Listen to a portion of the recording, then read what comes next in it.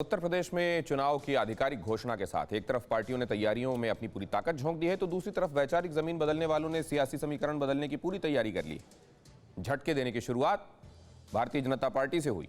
कभी बीएसपी को झटका देकर बीजेपी में शामिल हुए स्वामी प्रसाद मौर्य ने सोशल मीडिया प्लेटफॉर्म पर अपना दुख बयान करते हुए पद से इस्तीफा दे दिया।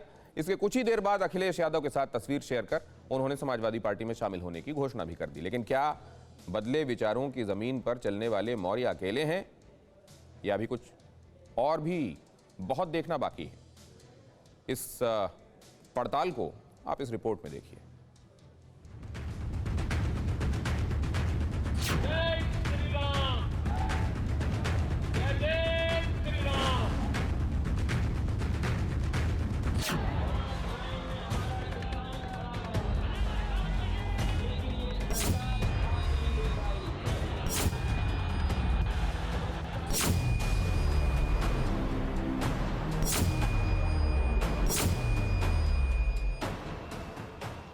पांच राज्यों के चुनाव का रास्ता साफ क्या हुआ?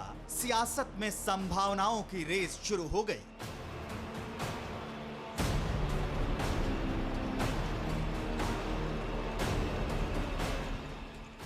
लखनऊ से दिल्ली तक सत्ता का गुनागणित प्रचंड हो गया और इस कड़ी में सत्ता की सवारी के लिए मुफीद ठिकानों की तलाश तेज हो गई।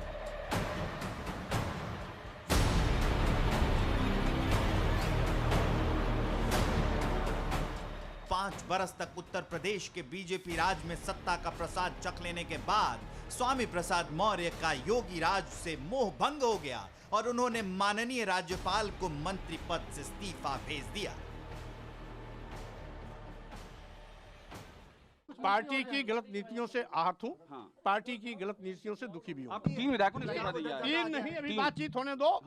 ये दर्जनों विधायक आएंगे। वैचारिक रूप से दलितों, पिछड़ों, किसानों, बेरोजगार नौजवानों और साथ ही साथ छोटे लघु मध्यम व्यापारियों के खिलाफ सरकार का रवैया सदैव रहा है। इस विषय बात किया, उसको इग्नोर किया गया। नतीजा हुआ कि आज मैं इस्तीफा दे रहा हूं। मोह भंग सिर्फ सरकार से ही नहीं, पार्टी से भी भंग हुआ है और स्वामी प्रसाद मौर्य बीजेपी का दामन छोड़कर समाजवादी पार्टी में शामिल हो गए, इस दावे के साथ कि उनके इस्तीफे का असर 2022 विधानसभा चुनाव के बाद दिखाई देगा। हालांकि जैसे इस्तीफा आया, पार्टी ने उन्हें मनाने की कोशिश की। खुद उत्तर प्रदेश के उप मुख्यमंत्री केशव प्रसाद मौर्य ने उनसे बैठकर बात करने की अपील की, लेकिन जो होना था वो हो चुका।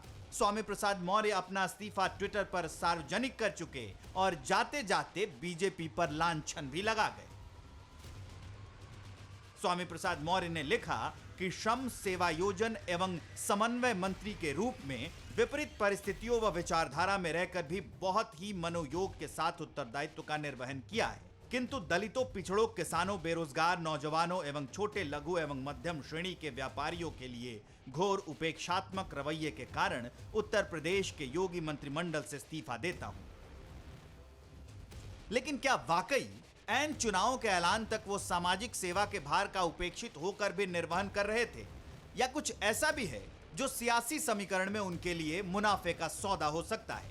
स्वामी प्रसाद मौर्य 5 साल पहले तक मायावती की बहुजन समाज पार्टी के वफादार थे, लेकिन स्वामी प्रसाद मौर्य की सियासत पर नजर रखने वाले राजनीतिक पंडित बताते हैं कि उनकी सियासी मौसम विज्ञान पर बारीक पकड़ है। सत्ता की हवा का रुख भाप कर ही वो 2017 में बीजेपी में शामिल हुए थे। तो क्या माना जाए, इस बार स्वामी प्रसाद मौर्य का मौसम विज्ञान उन्हें समाजवादी पार्टी की साइकिल पर सवार होने के लिए मजबूर कर रहा है?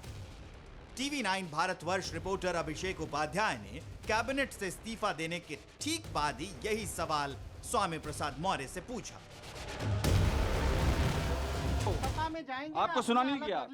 सुना नहीं किया आपको? एक बार पूछेंगे या 10 बार पूछेंगे, मैं यही बताऊंगा कि कार्यकर्ताओं और समर्थकों से बात करने के बाद मेरा अगला निर्णय होगा। सरकार किसकी बनती हुई लग रही है आपको अभी आज की स्थिति में? मैं क्लियर पूछ रहा हूँ आपसे। सरकार हम जहाँ रहेंगे वहाँ बनेगी। जहाँ आप रहेंगे। और आप कहाँ रहेंगे बाबूजी? अब हम तय करेंगे कहाँ रहेंगे। समाजवादी पार्टी करीब है दिल के आपके? हम कहाँ रहेंगे, 1-2 दिन में ये भी समाचार आपको मिलेगा। बेशक स्वामी प्रसाद मौर्य ने अपने नए सियासी पते के साफ साफ पत्ते नहीं खोले, लेकिन एक नजर जरा इन तस्वीर पर भी डाली।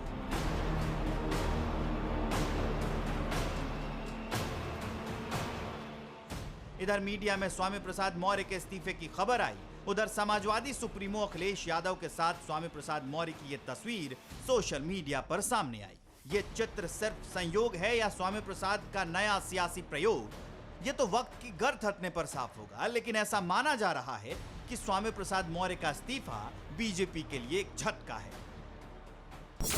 कहा जा रहा है कि मुख्यमंत्री योगी आदित्यनाथ से नाराजगी, योगी सरकार में तवज्जो न मिलना और कम महत्वपूर्ण मंत्रालय, बेटे और बेटी को विधानसभा का टिकट मिलने की गारंटी न मिलना, बीजेपी की टिकट बंटवारा कमेटी में जगह न मिलना। माना जा रहा है कि स्वामी प्रसाद मौर्य की नाराजगी दूर करने का समाजवादी सुप्रीमो अखिलेश यादव ने मुकम्मल भरोसा दिया है। सूत्रों के हवाले से ये भी खबर है कि अगले एक हफ्ते में स्वामी प्रसाद मौर्य के कुछ और विधायक और समर्थक किस्तों में समाजवादी साइकिल पर सवार हो सकते हैं, जिसका ट्रेलर इस्तीफे के साथ ही दिखाने की कोशिश हुई है। दावा है कि शाहजहांपुर की तिलहर विधानसभा से बीजेपी के विधायक रोशन लाल वर्मा बतौर प्रतिनिधि मौर्य के इस्तीफे की चिट्ठी लेकर पहुंचे थे और फिर 3 और इस्तीफे हो गए।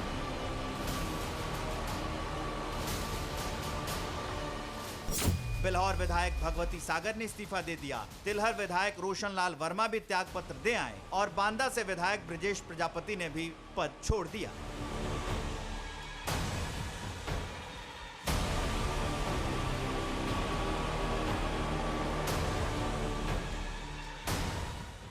हालांकि उन्होंने अभी तक किसी पार्टी का दामन नहीं थामा, लेकिन दोबारा उत्तर प्रदेश में सरकार बनाने का दावा करने वाली बीजेपी के लिए यह भगदड़ चिंता बढ़ाने वाली है। इसलिए जब यूपी चुनाव पर दिल्ली में बीजेपी के वरिष्ठ नेताओं की बैठक हुई तो स्वामी प्रसाद मौर्य के इस्तीफे पर चर्चा हुई।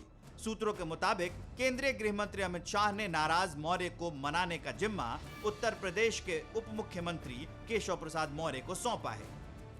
लखनऊ के विक्रमादित्य मार्ग पर आज रौनक बढ़ गई है, हलचल भी बढ़ी है। उसकी वजह यह है कि आज समाजवादी पार्टी की ताकत में इजाफा हुआ है। बीजेपी सरकार में मंत्री स्वामी प्रसाद मौर्य ने पार्टी छोड़ दी है। उनके साथ 3 विधायक भी समाजवादी पार्टी में शामिल हो सकते हैं, ऐसी पूरी संभावनाएं हैं। स्वामी प्रसाद मौर्य का ऐसे समय में पार्टी से जाना जब मुख्य प्रतिद्वंदी माने जा रहे अखिलेश यादव छोटी छोटी पार्टियों से गठबंधन करके समाजवादी संभावनाओं को मजबूत कर रहे हैं, जिसमें जयंत चौधरी से वो समझौता कर चुके हैं। राजभर समेत कई और छोटे दलों को भी वो साथ ला चुके हैं और ये सब बीजेपी की चिंता बढ़ाने वाला है। देखा जाए तो स्वामी प्रसाद मौर्य और राजभर के जरिए अखिलेश ने बीजेपी में सियासी सेंधमारी की है और ये सेंधमारी बीजेपी के लिए चिंता की एक लकीर खिंच गई। बहुत समय से हम लोग कोशिश कर रहे थे कि भारतीय जनता पार्टी अपने कार्यों में सुधार लेकर के आवे, लेकिन जिस तरीके से उनकी देश विरोधी और जनता के विरोध में जो सरकारों ने काम किया है उससे त्रस्त होकर के आज माननीय स्वामी प्रसाद मौर्य जी ने इस्तीफा दिया और हम सब लोग माननीय स्वामी प्रसाद मौर्य जी के साथ हैं। चिंता बढ़ाने वाली एक और तस्वीर देखिए।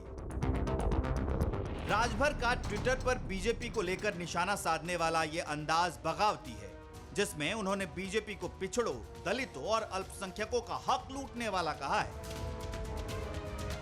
अब सवाल यह है कि आखिर बीजेपी के लिए स्वामी प्रसाद मौर्य और राजभर कितनी बड़ी चुनौती है, तो इसे संक्षेप में समझ लीजिए। स्वामी प्रसाद मौर्य पिछड़ा वर्ग के बड़े नेता माने जाते हैं। स्वामी प्रसाद मौर्य खुद कुर्मी समाज से आते हैं। पूरे उत्तर प्रदेश में कुर्मी समुदाय के लोग 8% हैं। वही स्वामी प्रसाद मौर्य पडरौना सीट से 5 बार विधायक रहे, इसलिए उनकी दूसरे समुदायों वाले इलाकों में भी जमीनी पकड़ मजबूत मानी जाती है। जबकि ओम प्रकाश राजभर भी ऐसे ही सियासी हैसियत रखने वाले नेता हैं। पूर्वांचल की 24 में से ज्यादा सीटों पर राजभर हावी है। राजभर आबादी वाले क्षेत्रों में इनकी निर्णायक भूमिका है।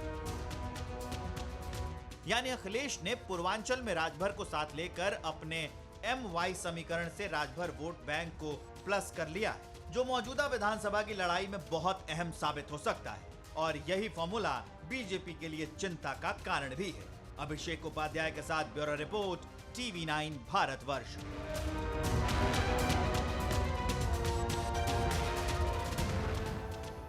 परवाह देश की, सोमवार से शुक्रवार रात 10 बजे TV9 भारतवर्ष पर।